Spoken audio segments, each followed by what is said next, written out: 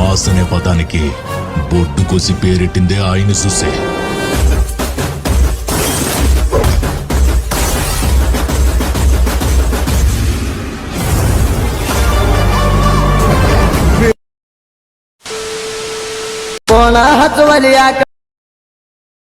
ದೋಕ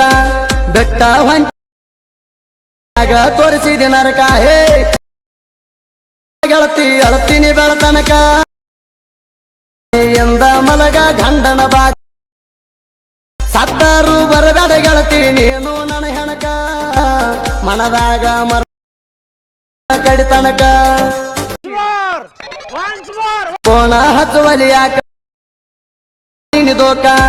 ಬೆಟ್ಟ ಹೊಂಟಾಗ ತೋರಿಸಿದ ನರಕ ಹೇ ಗೆಳತಿ ಅಳತೀನಿ ಬೆಳತನಕ